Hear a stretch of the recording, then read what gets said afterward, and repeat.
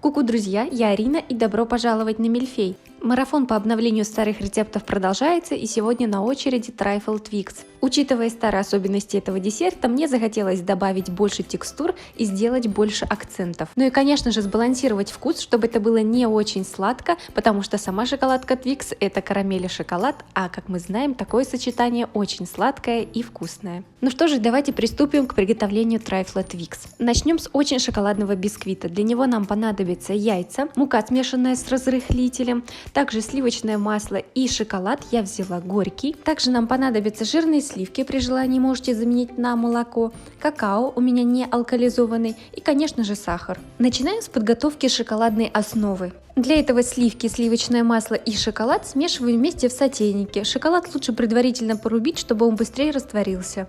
Это будет своего рода масляно-шоколадный ганаш, с помощью которого мы придадим бисквиту очень шоколадный вкус. И далее нам необходимо все растопить и привести к однородности. Теперь подготовим сухие ингредиенты. Для этого муку, разрыхлитель и какао смешиваем вместе до однородности. Теперь, когда мы подготовили все компоненты, можно приступать к самому тесту. Разбиваем яйца в миску, добавляем немного соли, добавляем сахар, ванилин по вкусу и начинаем миксером все вместе смешивать до однородности. И далее взбиваем до пенной пены. В данном случае нет необходимости взбивать яйца до пышной и светлой пены. Далее к взбитым яйцам тоненькой струйкой мы подливаем нашу шоколадно-масляную смесь. Либо можете добавить ее сразу полностью, если она успела у вас остыть. Затем в один раз мы добавляем все сухие ингредиенты и миксером объединяем до однородности. Долго перемешивать не нужно, как только все объединилось, наше тесто готово. Тесто получается в меру жидким и эластичным, с ним очень удобно работать. Обязательно не забудьте снять оставшиеся сухие компоненты со стенок и вмешать их в общую массу.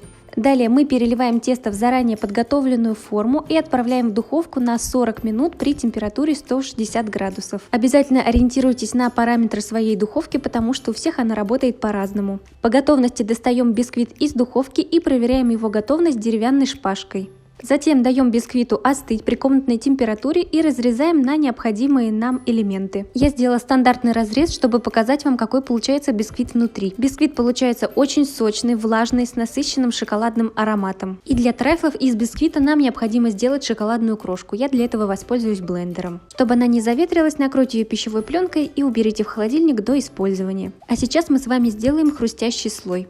Для этого любое хрустящее печенье порубите на средние сегменты. Также добавьте к нему порубленные куски шоколада. Все вместе перемешайте и залейте растопленным темным шоколадом. Также можете использовать молочный, если он вам больше нравится. Далее полученную смесь выложите на пергамент, равномерно распределите по всей поверхности и отправьте в морозилку остужаться. Когда печенье с шоколадом застынут, нам необходимо порубить их на более мелкие сегменты. Я не стала рубить печенье слишком мелко сразу, чтобы в конечном итоге у нас не получилась песочная пыль. Наличие текстуры очень важно. Для крема первую часть компонентов объединяем вместе и смешиваем миксером до однородности. Не взбивайте, а именно смешайте. Данную часть крема мы будем использовать для шапочек, поэтому около 200-250 грамм мы перекладываем в кондитерский мешок с насадкой и убираем в холодильник до использования.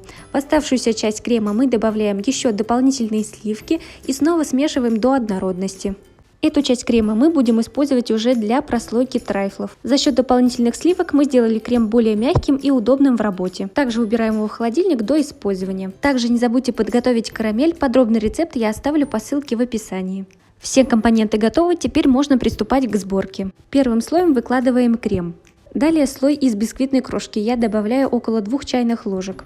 Равномерно распределите крошку и не забудьте немного утрамбовать. Следующим слоем у нас снова идет крем, поверх которого мы выкладываем слой из карамели. Толщину карамельного слоя делайте под свой вкус, но чем больше ее будет, тем больше это будет похоже на шоколадку Твикс. Сверху на карамель выкладываем хрустящий слой и сверху бисквитную крошку. Разравниваем ее, и все слои снова повторяются. Обязательно следите за ровностью слоев, делайте все аккуратно, чтобы ваш десерт в конечном итоге выглядел аппетитно.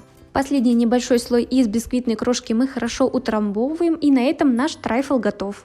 Таким образом мы собираем все оставшиеся стаканчики и далее переходим к их украшению.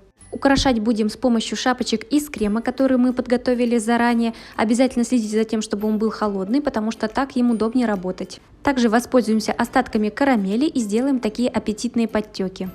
И также дополнительно украсим остатками хрустящего слоя. Теперь наши трайфлы полностью готовы, вы посмотрите, какие они красавцы. Вкус у трайфлов получается очень богатый, с насыщенной шоколадной и карамельной ноткой, а хрустящий слой из печенья шоколада делает десерт еще более интересным. Этот обновленный рецепт трайфла Twix вас точно не оставит равнодушным, поэтому обязательно приготовьте его. Друзья, я желаю вам удачи на кухне, не бойтесь экспериментировать, подписывайтесь на канал и другие социальные сети. Я с вами не прощаюсь и до новых встреч, друзья!